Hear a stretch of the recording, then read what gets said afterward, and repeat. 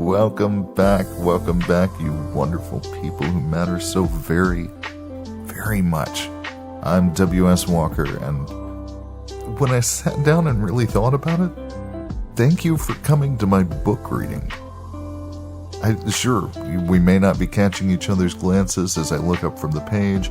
We may not have the sound of a busy Davis kid in the background, but to me, a little bit, it feels like I got to read my book directly to everyone that tunes into this, which I cannot tell you what a tremendously just wow of a feeling that is.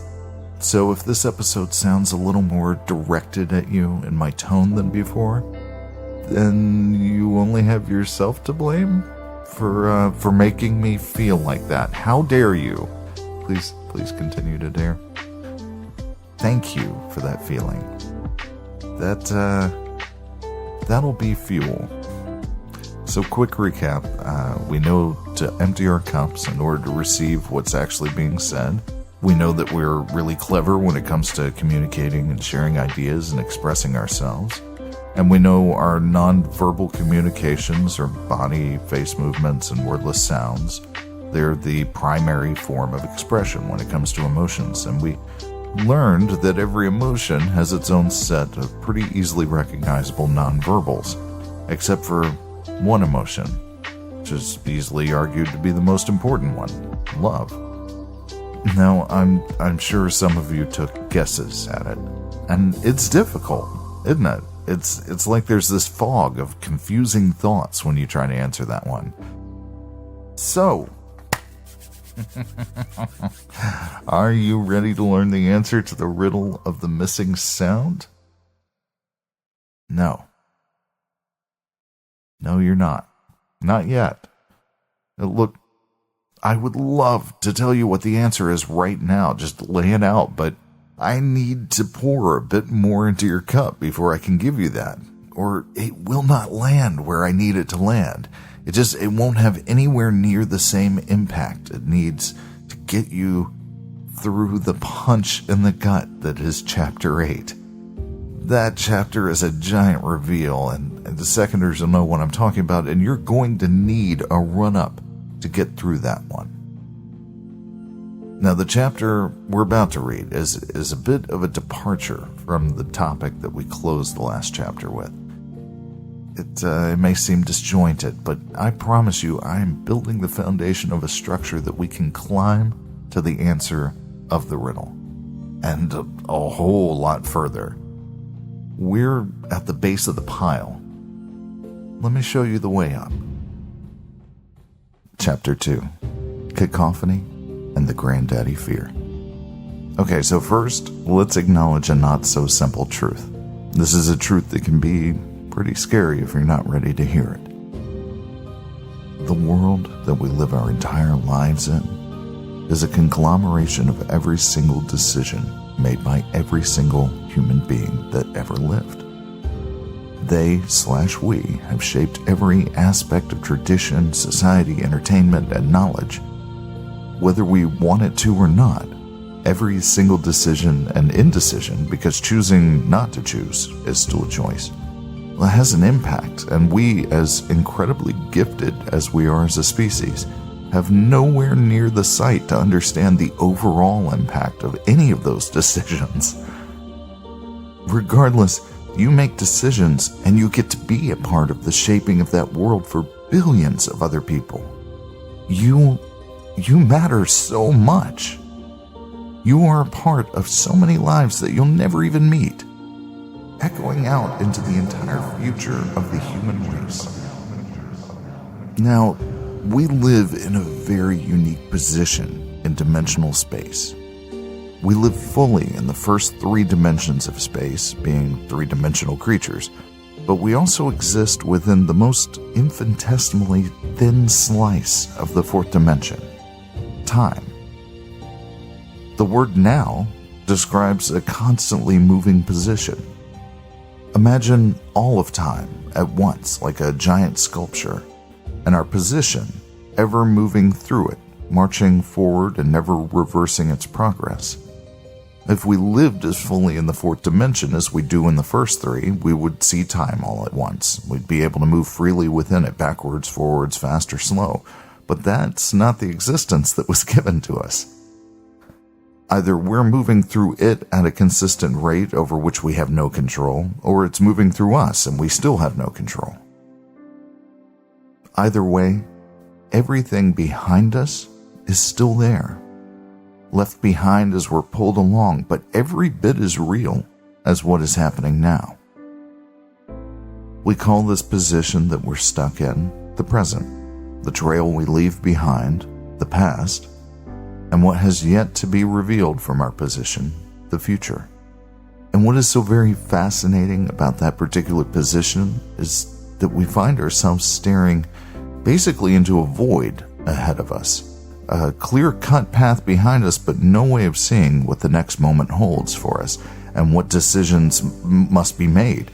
Is it danger? Is it good fortune? And other people have free will as well, making decisions, and who's to say they're not going to have their path come crashing into the routes you're taking, knocking you off balance?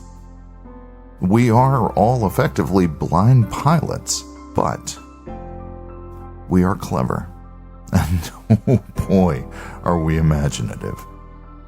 We utilize our imaginations in these instances, and fear is something that we live our lives by. Fear is what sets up most of the guardrails that govern which paths we see as possible avenues that we can take in our day-to-day life.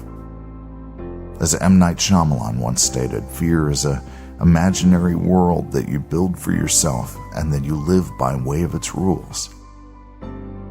But all fears, no matter what flavor they come in, they all originate from that one source fear, the Granddaddy of all fears. The fear of the unknown. Think about it. You've never been afraid of something that's already happened, only that it'll A, happen again, or B, that as a byproduct, something else undesired will occur as a result. Once something you were afraid of has occurred, the very moment that it becomes seen and known, we cease to fear it. In other words, say you live in a small village, and there's rumors of a dragon in the area, and you're terrified that the dragon might discover your village, right? Well, one day the dragon lands and discovers your village. The moment that this is known to you, are you still scared that the dragon will discover your village? No, that's already done now. So then your brain fills up quickly with the next offerings from our fear of the unknown. Will it eat us? Set fire to our thatch rooftops, crush us underfoot, recite Vogon poetry?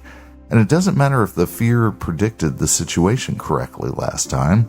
If it demands to be heard, it's going to be heard and it's going to be felt. So much so that those that have let fear firmly take the steering wheel in their life choices, they don't often feel as if they have a choice in the matter, and have a tendency to feel trapped in their options for choices. And many of us are taught to give that choice over to fear. And we have seen a lot of education centered around making sure that we know that we cannot trust someone we haven't already vetted. It's a well-established fact that human beings have free will. And as a result, we're not going to always make the choice that's statistically the most likely choice to be made. And to a mind that roots its actions in fear and probability of outcome because it can't see past right this very second, this is a very, very real threat. Human beings can't be predicted in how they may affect personally designed paths. Sure, we have rules and consequences, laws and punishments to help increase the probability that people would adhere to certain behaviors, therefore increasing our ability to make accurate predictions about what they're likely to do or not do. And we put up fences and door locks and security shutters to make sure it stays that way. but we are a species that cannot thrive without one another, and so we find ourselves at constant odds. Add to that most are moving in pursuit of my own path, and it should be an absolute emotional disaster for each of them, which it both is and isn't, but we'll get to that. So, point being, for the moment, we fix our eyes heavily on probability and predictive thinking as a way to see further than our position in time. But even the most astute of us can't predict 1/100th of the total impact one singular decision will have. We make educated guesses, but we're trapped in a very limiting viewpoint.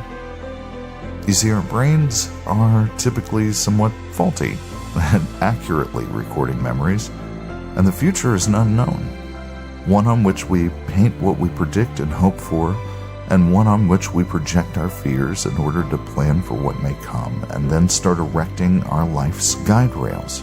And we soldier forth at a pace that we cannot choose, completely blind to the paths and obstacles in those paths that are coming up, but humans adapt. We can't see the future, so we build a way of life based on predictability and protection. Door locks and work schedules, insurance and legal consequences, and one of the most necessary components of this style of living is picking a path, choosing a path to call our own. In a system of life that experiences time as we do, it's almost instinctual to design your plan and act according to it. To paraphrase Donald Miller in his book Blue Like Jazz, I never actually thought it, and I never actually said it, but I damn sure acted as if I was the main character of this story. Most of us move through this life believing ourselves to be the protagonist, and sometimes treating the rest like the supporting cast. And of course you do. It's a story that you view in first person, and you get to decide what your character does. If literature hasn't done it enough, film and video games certainly cemented the idea that the character that we see the world through the eyes of is the main character. We often become very focused in these plans, however big, standard, or small they may be. So much so that I believe the bulk of most people's planning is done automatically without giving it much thought at all. But you'll have quite a lot of unpredictable obstacles in that path. I'll be referring to the plan that one plans for themselves as my own plan from here on. Just a heads up. Now, as I've already mentioned, we interact with each other on a constant basis, and very little of those interactions are predictable.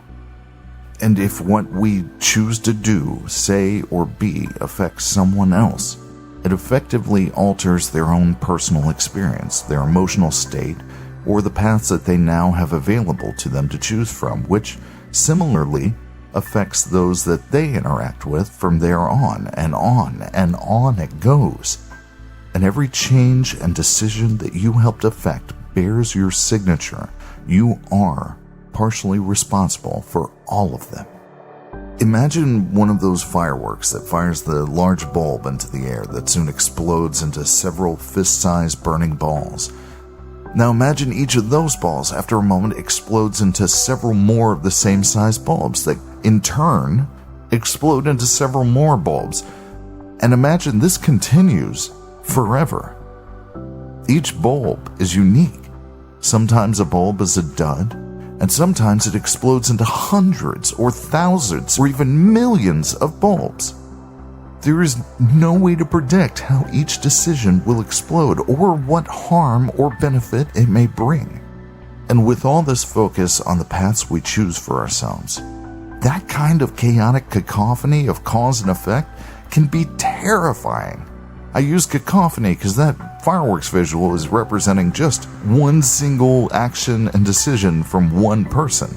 Over 7.7 billion are adding to that fireworks show all the time, one that approximately 101 billion people have already been contributing to.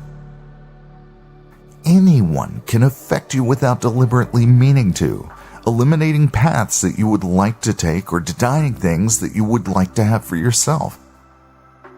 So what do? Well, this dichotomy between human beings needing each other and the determination to minimize the world's random fireworks show effect on our own chosen trajectory is dealt with by most people by reducing trust and by more broken empathy than we'd ever feel comfortable copping to. We choose who we let in and how many of the defenses we've erected, both mentally and physically, the chosen trusted people are allowed to pass through. This often comes from a place of getting to know someone well enough that you feel you can predict them enough to keep yourself out of harm's way. They show no patterns of them being distrustworthy or dangerous to your path, and so they can stay. And the more love that one has for that person, the easier it is to trust them, and vice versa. Even if we get hurt badly by a betrayal of our trust, we are compelled to eventually get back out there and love and trust again. Why is that? Well, put simply, we're compelled to love. It's one of, if not the, best feeling we are capable of experiencing. The grandest and most motivating of motivations.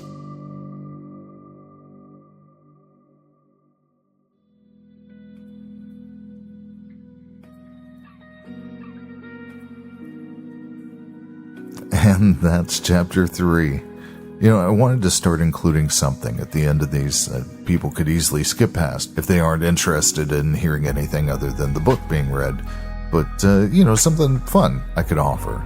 And then immediately after I had that thought, I had this idea. I was actually typing out some stuff I wanted to go over at the end and came across another one of those words that just universally, every time I try it, every time, it just looks wrong. The spelling of it just always looks wrong to me. And I know that that's something I share with a lot of people. I know there's a lot of people out there that have that constantly plaguing their lives. Anyways, I thought that I would share a new one every end of podcast just as a fun little thing, and I guess it's somewhat related. It's writing related. Yeah, that's a stretch.